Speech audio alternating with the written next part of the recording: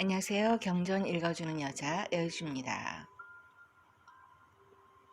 경인년 단기 4283년 서기 1950년 경인년 정월에 본주님이 주장 김경랑에게 돈을 준비하라고 명하였다. 하여 추종자들이 일심으로 돈을 모아서 가마니에 담아두었다. 본주님이 명태 한 마리와 명주배 한 필과 호미를 들고 금산사 입구에 서 있는 돌미륵 있는 데까지 갔다.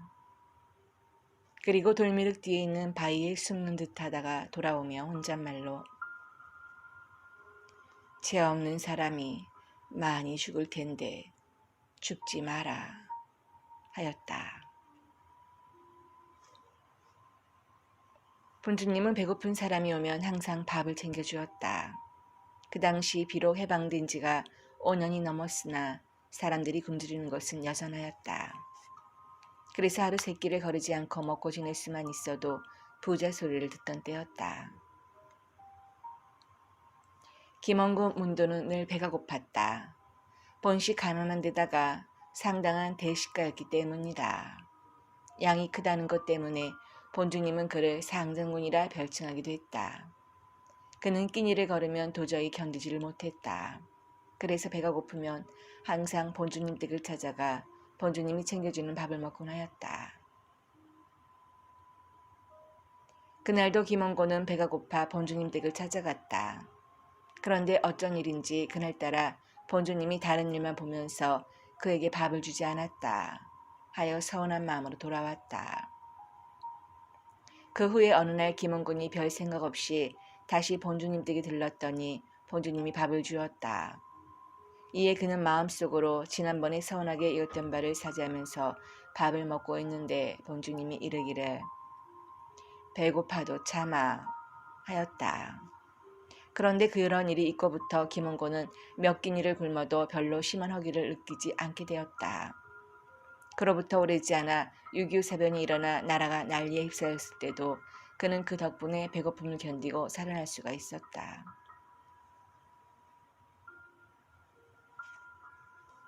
이해는 정월부터 방우들이 편을 짜서 서로 물고 뜯으며 싸우기를 한 달 동안이나 계속하였다. 그리하여 그렇게도 사이좋게 지내던 방우들이 10여 마리만 남고 다 죽어버렸다. 인정상간의 문화에 드나드는 자들은 이를 보고 다 곧 난리가 일어나리라는 것을 짐작할 수 있었다. 그리고 이번 난리에 무수한 인명이 죽고 상하게 되리라는 것을 가히 예측할 수가 있었다. 인정상가는 작년 겨울에 추종자들에게 방어 죽는다고 미리 말씀한 바 있었고 방어 한 마리 죽는데 사람 수만 명 죽는다는 말씀도 하였다. 그리고 방어들이 싸움을 안 해야 할 텐데 하고 근심한 적도 있었다. 추종자들은 어른께서 기르는 방어들이 다 보통 개가 아니라는 것을 잘 알고 있었다. 이것들은 신통하게도 사람의 마음을 미리 읽을 줄 알았고 옳고 그름을 분별할 줄 알았다. 사람들이 모이는 날 아침에 이것들이 서로 으르렁거리면 그날은 반드시 다투는 일이 있었다. 하여 비록 어른께서 직접 전쟁이 일어난다는 말씀은 하지 않았어도 어른의 공사로 움직이는 그 방어들의 행동을 보고서는 누구라도 그것을 모를 수가 없었다. 하지만 아무도 난리가 난다는 말을 입 밖에 내지 않았다. 공연히 혼란을 불어일으키고 낭설을 퍼뜨린다 하여 본주님께 노를 끼칠 수도 있었기 때문이다. 다만 황치익이 사람됨이 경망스러운 데다 허령기까지 있어 사방을 돌아다니며 입을 함부로 놀렸다. 이에 여러 사람이 다 그가 본주님을 실덕시킨다 하여 한번 혼내주려고 벼르고 있었다.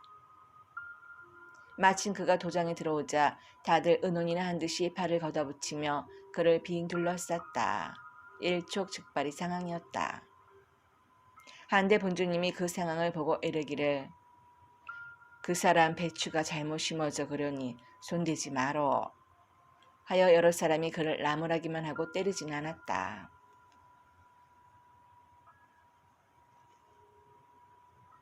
(2월 3일) 본주님이 문도들에게 재화가 일어나네. 집집이 시끄러워. 눈병신, 팔병신, 다리병신 많이 생길 터이니 신명 전에 잘 대접하고 잘 빌어라 하였다. 어느 날은 본주님이 임직원에게 말하였다. 난리를 꾸며 인종이 많이 죽는다. 걸음 잘못 걸으면 안 된다. 본주님이 도중집 방 가운데 둥근 기둥을 가리켜 곤지 기둥이라 부르고 건곤이 있어 하였다. 이는 아마도 둥근 기둥으로서 하늘을 상징하는 건의 비기고 네모난 방으로서 땅을 형상하는 곤의 비기여 한 말씀인 듯하다. 즉 방 가운데 기둥이 있는 허술한 집이었지만 방 안에 천지가 다 들어있는 양 자족한 곳으로 볼 수 있으리라. 어느 날 본주님이 마마 체이미 문도를 불러 말하였다. 건종이 데리고 오리알토 연못에 갔다 오거라. 마마가 방우 건종이를 데리고 그곳에 가서 보니 풍채가 신성 같은 영감님이 연못가에 앉아 있었다. 그 영감님은 마마와 방우가 바싹 곁에 다가가도 아무런 말이 없었다. 하여 마마는 방우를 데리고 뒤돌아섰는데 바로 앞에 네모지고 반듯한 돌 위에 은 복제기, 밖으로 뚜껑 하나가 엎어져 있었다. 이를 보는 순간 그는 자기도 모르게 그것을 주먹으로 한번 힘껏 쳐보고 싶은 충동이 일어났다. 하여 주먹으로 땅을 치듯이 그걸 한번 쳤는데 그것이 둔탁한 금속성을 내며 한가운데로 갈라져 두 쪽이 되었다. 이는 실로 기골찬 장정의 힘으로도 될 일이 아니었다. 그 일을 한 체이미 자신도 어안이 벙벙하였다. 그런데 더욱 기이한 일은 바로 그 다음 순간 일어났다. 금방 소리까지 내고 갈라져 나갔던 그것이 서로 다시 붙는 것이었다. 체이미는 그것을 집어 손에 들고 안팎으로 살펴보고 돌아다 두들겨도 보았다. 그러나 깨졌던 흔적이라곤 전혀 찾아볼 수도 없이 멀쩡하기만 했다. 이에 그는 기이하다는 생각보다는 돌연 두려운 생각이 엄습해왔다. 거기에 더 이상 머뭇거릴 수가 없었다. 하여 그것을 그 자리에 그대로 놔두고 황급히 돌아와 본주님께 그 사실을 고하니 본주님은 다만 욕보았다 할 뿐 다른 말씀은 하지 않았다.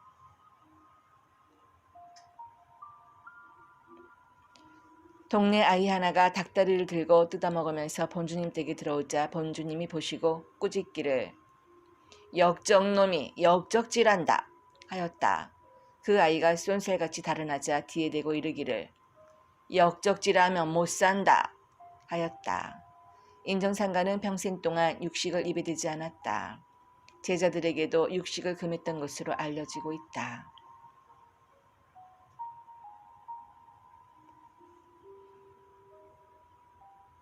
어느 날은 본주님이 안학씨에게 도시락을 주면서 명하기를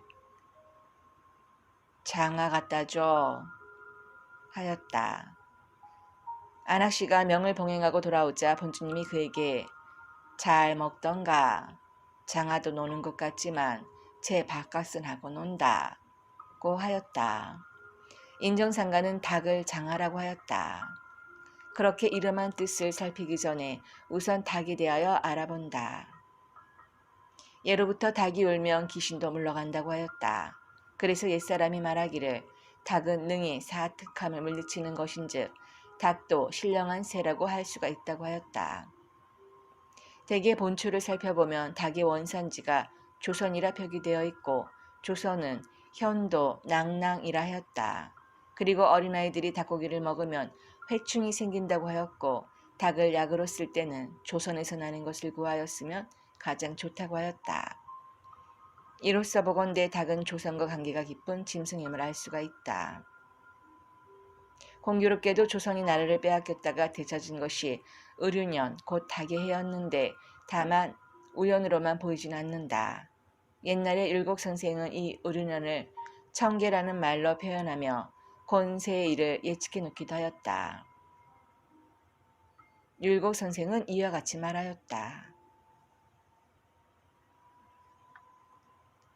임진년 병역 300년 후 경술년 가을달에 이씨의 복록이 외놈에게 돌아가고 청계 77 의류년 7월 7일에는 의적이 저희 나라로 돌아가는데 우로와 수양 즉 소련과 미국이 세력을 얻어 나라를 나눈다. 한하늘의 땅이 둘이고 임금이 둘이다. 무슨 일로 한 아버지와 한 어머니의 색깔이 서로 다르고 무슨 일로 국토의 온수가 옛 성씨에 닿으며 무슨 일로 북쪽 사람은 소련에 의지하고 남쪽 사람은 미국에 의지하는고 우매한 인민이 헛되이 움직인다. 그리고 죽는다. 그 연수를 살피건대 자축인묘라. 대저 웃구를 상고하건대 선생께서 후세이를 가히 거울처럼 비추어 밝게 말씀을 알 수 있다. 다만 청계 77, 우로 수양 등의 말로써 사람들이 쉽게 깨달을 수 없게 했는데 이는 바로 청기를 가벼이 말할 수 없었기 때문이다. 여기서 을유년을 청기라 했음은 을은 오행상으로 푸른색이 청한 초목을 상징하고 유는 닭을 뜻하는 글자이므로 의류는 푸른 닭, 즉 청개와 같은 말이 되기 때문이다. 부연하여 말하자면 흰 개의 해인 경술년에는 나라가 망하고 푸른 닭의 해인 의류년에는 나라를 찾게 되는데 다시 론이 양인이 하는 개순돌이 나라에 의하여 이 나라가 둘로 나누어지고 어리석은 인민이 그들의 세력에 휘말려 자익이다 우익이다 망동하다가 죽게 되는데 그 연대가 무자, 기축, 경이, 신묘년간이라는 것이다. 인정상관이 닭을 가리켜 장하라 했음은 아마도 장하라 명계수 즉 경계를 지킴을 분명히 한다는 고사에서 취한 말씀으로 짐작되고 있다. 그리고 장하라는 말은 바로 예전에 계획했던 말을 고치지 않는다는 뜻으로 쓰여 오기도 했다는 사실이 전해지고 있다. 이로 보건대 인정상관은 닭에게 경계를 분명히 한다는 상징의 이름을 주고서 장차 옛 조선이 국경이 회복될 공사를 본 것으로 추정할 수 있을 것이다. 본시 조선이라 함은 세상에서 가장 밝게 다스려지는 곳, 즉 천자가 있는 나라를 두고 하는 말이었다. 천자가 정사를 살피는 것을 조정이라 하고 관리들이 조정에 나아갈 때 입는 옷을 조복이라 하는 것도 실은 다 거기에서 연유하는 것이다. 인하여 제후가 조선의 천자를 뵙는 일은 조근이라 하였고 제후의 신하가 조선의 천자를 뵙는 일은 조빙이라 하였다. 그리고 조공이란 말도 곧 조선의 공물을 바치는 일을 말하는 것이었다. 다만 우리 옛 조선의 강력이 중국의 세력에 밀리어 반도 안으로 들어오고 역사가 민멸되고 바뀌게 되자 우리가 도리어 중국의 공물을 바치게 되었는데 이 때문에 우리가 그 말뜻을 오해하고 있는 것이다. 하지만 가장 높고 귀한 데다 반드시 조자를 먼저 내세웠던 말은 지금까지도 변치 않고 전해지고 있다. 조선이 천자의 나라였다는 말을 혹 지나친 억측이라 하여 믿을 수 없다고 떠드는 자도 있을 것이다. 하지만 천자라는 호칭이 우리 동이로부터 비롯되었다는 중국 측의 옛 문헌을 본다면 그래도 과연 믿을 수 없는 말이라고 떠들 수가 있겠는가?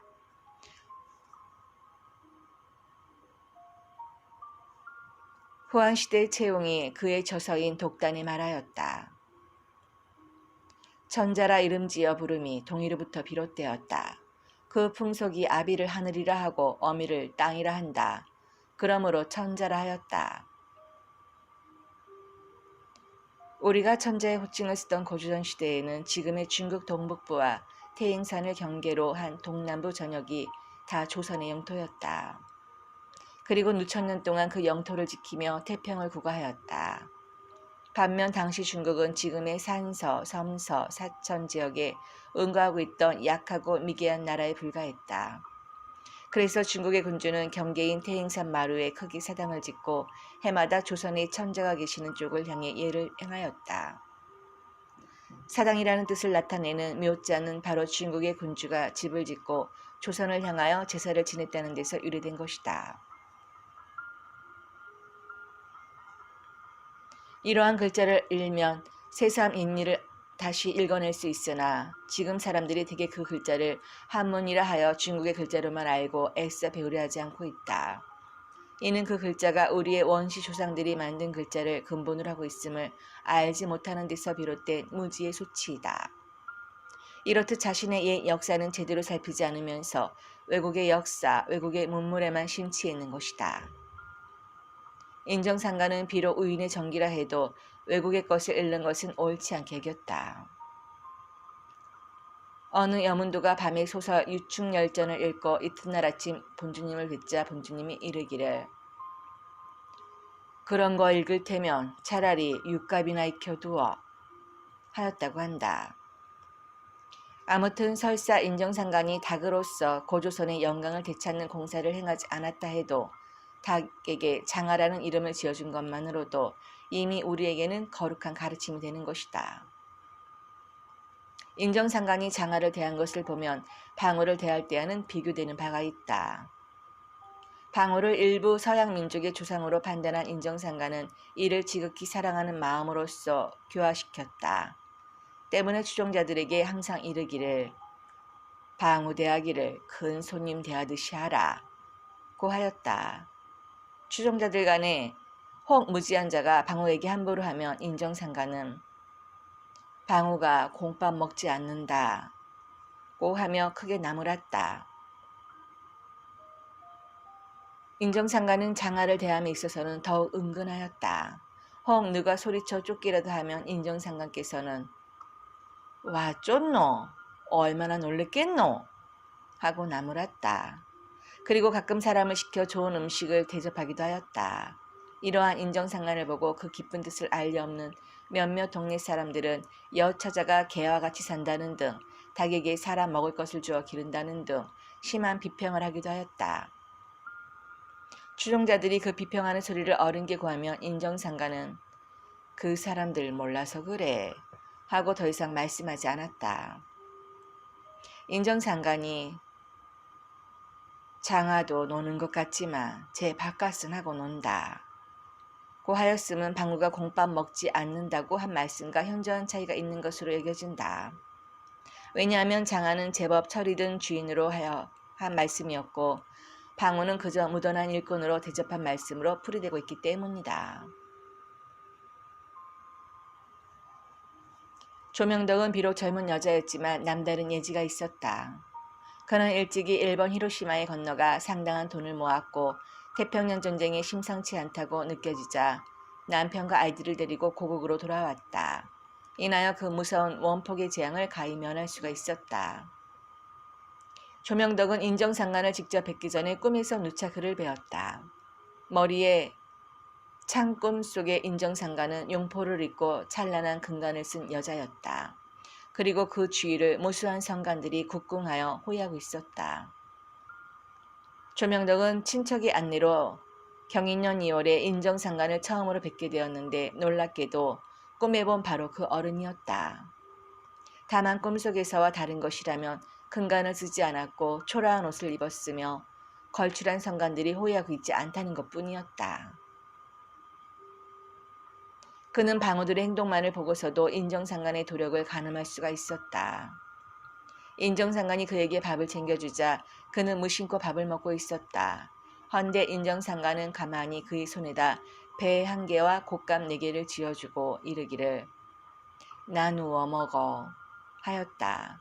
이에 조명덕은 순간 짚히는 바가 있어 대답하기를 이곳으로 이사 오겠습니다 하였다. 그러자 인정상간이 고개를 끄덕이며 말하였다. 때가 되었으니 와야지. 황치익은 고창군 상하면 옹정마을 사람으로 어려서부터 보청교를 믿었던 자였다. 또한 그는 당시에 보청교주의 명을 어기고 꾸준히 태을주문을 읽은 연유로 이미 허령이 들어있던 자였다. 나중에 보청교가 해산되고 또 얼마 후 해방이 되자 한때 그는 무슨 교를 조직하여 교주 행세를 하기도 했다. 한데 그의 무슨 교가 잘못되었던지 인정상간 댁을 뻔질나게 찾아다녔다. 맨 처음 갈 때는 같은 면리에 사는 김수성의 안내로 찾아갔지만 나중에는 김수성보다 더 부지런히 찾아다니게 되었다. 대개 육아에서 말하는 허령이란 사물에다 막힘이 없이 민첩하게 깨달아지는 것을 말한다. 그래서 육아에서는 허령불매라는 말을 곧잘 쓰고 있다. 그러나 도가에서 말하는 영이란 바로 신의 정명함을 일컬음이다. 때문에 허령은 한때 신의 정명함이 구름처럼 일어났다가 사라져 버리는 것을 말한다. 그래도 신의 정명함이 일어날 때에는 눈이 열리고 귀가 밝아져 왕 고래금을 거울처럼 보는 수가 있는 것이다. 그래서 도가에서는 허령도용이라는 말을 곧잘 쓰고 있는데 만약 심지가 바르지 않은 사람에게 그러한 징험이 자주 있게 되면 흔히 자좀 망대하다가 스스로 배가 망신하는 수가 있는 것이다.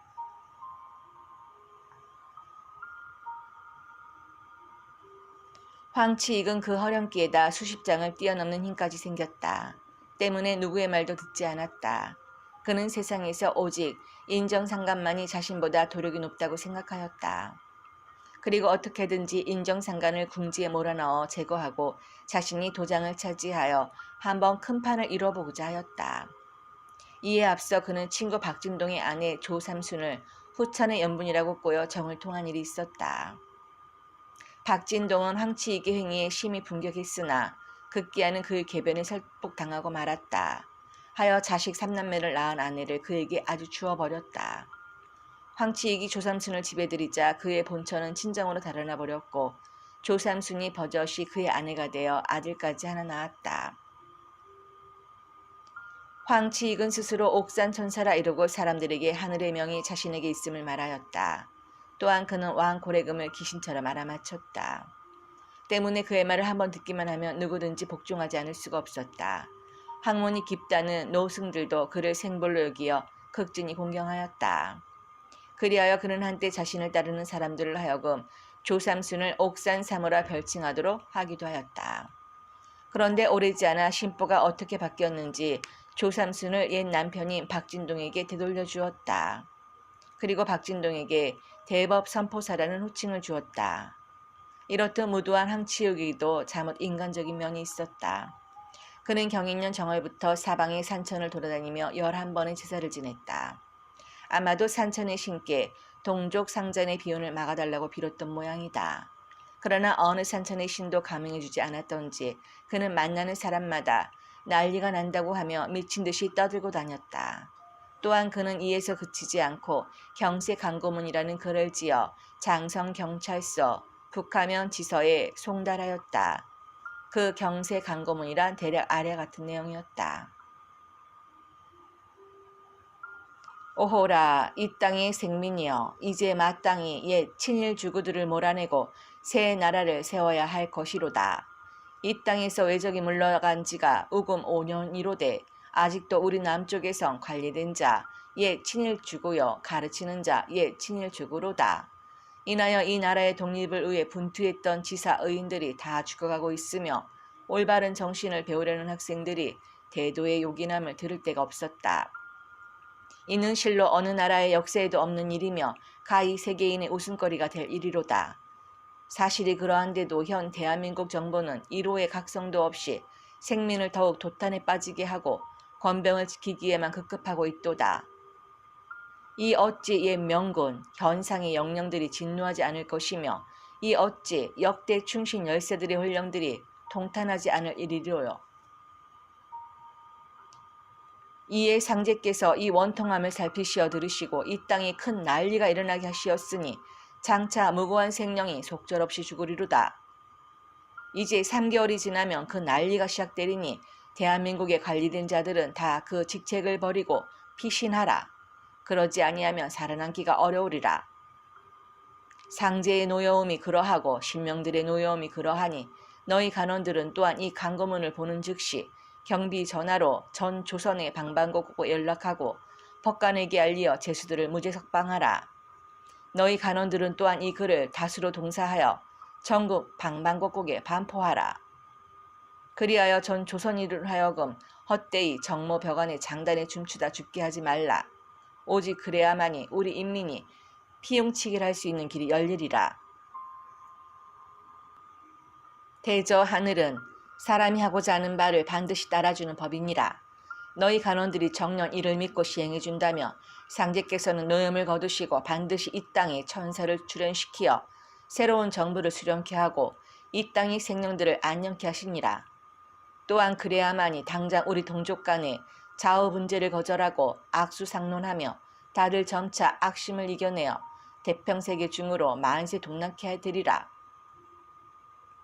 옥산천사 황치익 결말성사.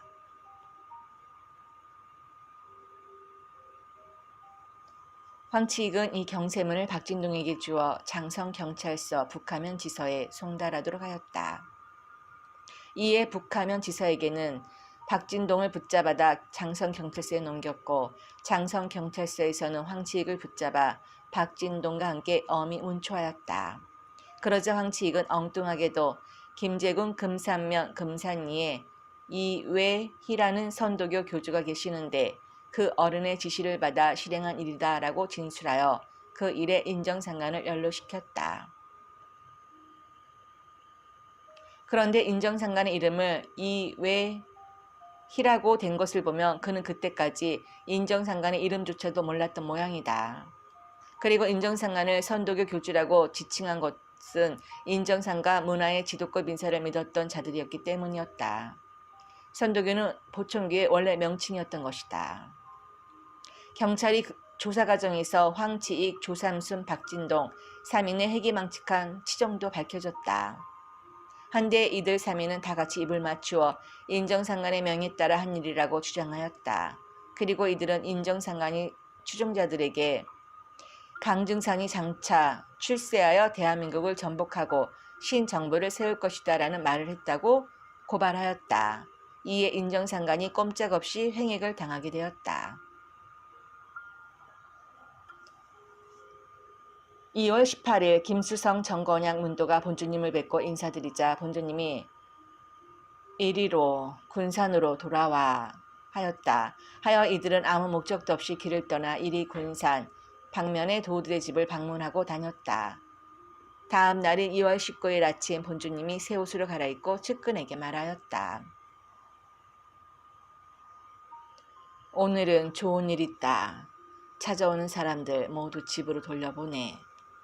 이날 오전 9시 장성경찰서에서 이형건, 정은수 두 형사가 찾아왔다.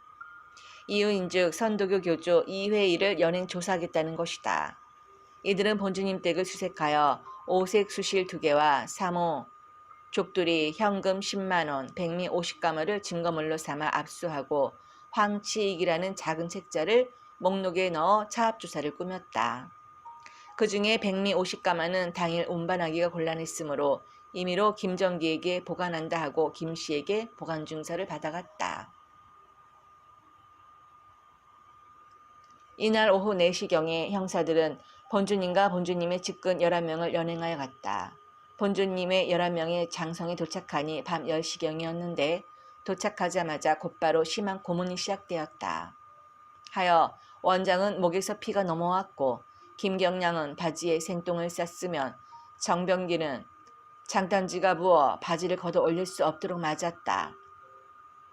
본주님은 여자인데다 나이도 많았기 때문인지 그렇게 심한 고문은 당하지 않았다. 황치익은 이미 온몸이 성한 데가 없을 정도로 소조매를 맞았고 누차 정기 고문까지 당했지만 그 눈빛이 여전히 형령했고 원기가 여전히 펄펄하였다.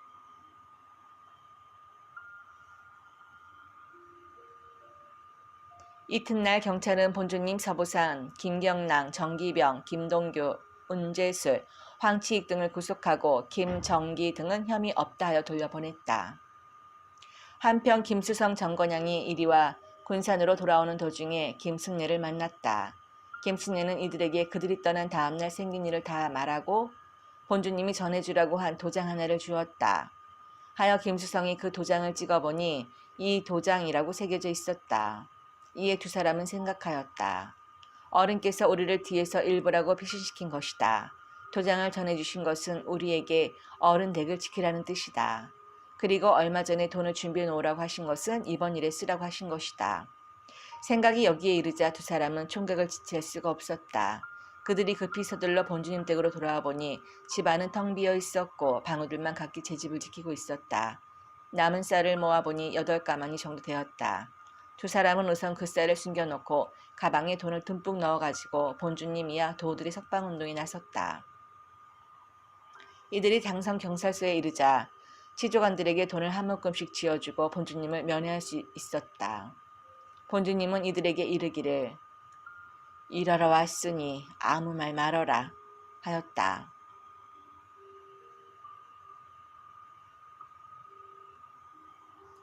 황치익의 경세 강고문은 대한민국 정부를 완전히 부정한 글이었다. 한데 황치익은 그 글을 인정상간이 불러주었고 자신은 받아쓰기만 했다고 진술하였다. 그리하여 인정상가는 국가보안법 위반 혐의로 조사를 받게 되었다. 거기에다 전날 황치익과 조삼순의 망측한 행위 역시 인정상간에 지시하는 일이라 하여 안녕 질서를 어지럽힌 혐의까지 받게 되었다. 또 경세 강고문에 상제라는 말이 있기 때문에 인정상가는 강증산을 교주로 하는 사이비종교의 교주로 인정되어 사건이 잠옷 심각하였다. 황치익과 같은 유치장 안에 구금되어 있던 김동규가 황치익에게 따져 물었다. 어찌 너는 터무니없는 말로써 어른을 욕보이느냐? 그러자 황치익은 발령이 성을 내어 대답하였다. 어른께서 분명히 시켜서 한 일이다. 나는 단지 어른의 명령을 따랐을 뿐이다. 그의 목소리는 마치 흉종을 울리는 것처럼 우렁찼고 그의 눈은 벌겋게 충혈되어 있었다. 그렇다면 어른께서 친히 너를 불러 앉혀놓고 시키신 일이냐? 아니면 네가 영적으로 어른의 명을 받아서 한 일이냐? 김동규가 그렇게 다그쳐 묻자 황치익은 대답이 궁했던지 잠시 주춤거렸다 하여 김동규가 다시 다그쳤다. 설사 어른께서 시킨 일이라 해도 네놈이 생각하여 도리에 맞지 않으면 하지 않았어야 하는 일 아니냐? 물론 누차 부당함을 역설하였다. 하지만 어른께서 모든 것을 당신이 다 책임지겠다 하시고 강권하였다. 이에 김동규가 말하였다. 그 부당함을 역설할 적에도 네가 어른을 직접 찾아뵙고 했더냐? 아니면 영적으로 했더냐? 여러 맛 할 것 없다. 아무튼 우리는 죄인이 되었다. 이제 다 같이 죄인 해당하는 벌을 받아야 할 것이다. 황치익은 그 말을 하고는 다시 입을 열지 않았다. 당시 함께 연행되어 조사를 받았던 문도들의 말에 의하면 인정상가는 치주관들의 물음에 다만 자신의 이름을 심정수라고 한 것 외에는 일티 대답한 것이 없다고 한다. 경찰은 결국 순전히 황치익, 박진동, 조삼순 등 3인의 말만을 듣고 조서를 꾸몄던 것이다. 이들 3인은 또한 인정상간을 사기죄로 고발하였다. 이유인즉 제시를 짓는다는 명목으로 추종자들에게 쌀과 돈을 거두었다는 것인데 물론 사실일 수가 없었다. 또 인정상간을 증산을 교주로 하는 사이비 종교의 교주라고 한 것도 사실의 왜곡이었다. 인정상간은 어떤 교단도 설치한 바가 없었으며 오히려 자신의 도문이 종교 집단화가 되는 것을 거부한 사람이었기 때문이다.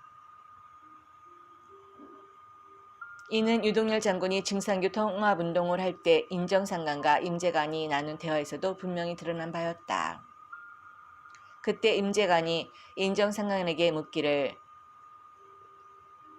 우리는 교진교라고나 할까요? 라고 하자 그는 교는 무슨 교? 교진교라고나 할까? 잘못하는 일 잘하라고나 하지 하고 단언하였다. 이는 바로 종교를 징계하는 거룩한 가르침으로서 절대로 종교를 하지 말라는 말씀이었던 것이다. 사람이 종교에 빠지는 것에 대해서는 무릇 인정상간이 기르는 방어주차도 이를 온당치 않게 여겼다. 하여 최희미가 미륵불교에 다니다가 찾아오자 방우가 달려들어 머리카락을 물고 흔들기까지 한 것이다. 사실이 그러함에도 당시 장성경찰서의 조사기록을 보면 피의자 이희애는 강증산의 뒤를 이은 교주라며 인정상간을 교주로 표기하고 있다. 그리고 문도들을 그 교도로 표기해놓고 있다. 경찰은 또 원장 서보산이 외정 때 형벌을 받은 적이 있다 하여 전과자로 지목하고 가혹한 정기고문을 하였다. 본시 원장 서보산은 태국문이 담뱃대를 장안했고 그로써 사람들에게 독립정신을 고취하다가 고향 나주에서 체포되어 미신급 사교를 전파한 혐의로 조사를 받은 바가 있었다. 이러한 사실로 미루어 보더라도 당시 경찰의 대다수가 외정시대 그 사람들이었음을 가히 알 수가 있을 것이다. 때문에 이들에게 한번 걸려들었다면 누구든지 그저 묻는 대로나 대답해주고 형을 받아야 했던 것이다. 장성경찰서에서는 본주님의 11명을 12일 동안 구금하고 신문하다가 13일째 되는 날 정기병, 김동규, 윤재술 등을 석방하고 며칠 후에 본주님과 원장, 주장, 황치익 등을 광주 형무소로 이송했다. 본주님 등이 광주로 이송된 뒤에도 김수성과 정건양은 수일 간격으로 돈가방을 들고 광주를 다니며 연주를 잡아 돈을 쓰고 감방 안에 사식을 넣어 주었다. 이때 오사단 소속 헌병 장교였던 은기삼이 적극 발벗고 나서서 그들을 돕기 시작했다. 그는 전날 인정상간의 큰 은혜를 잊고 평생 제자가 된 사람으로서 인정상간의 이러한 소식을 듣고는 그냥 있을 수가 없었다 하여 자신의 직책도 잊은 채 광주로 달려와 석방운동에 참여한 것이다.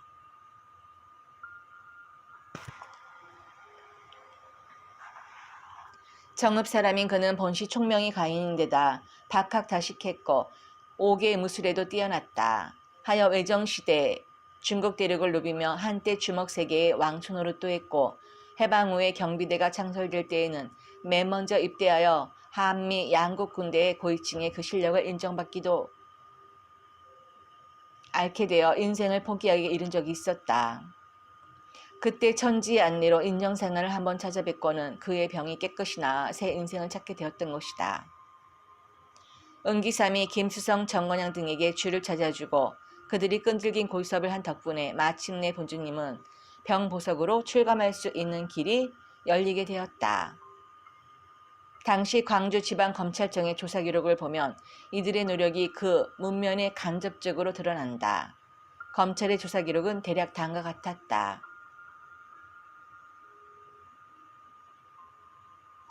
생략하겠습니다.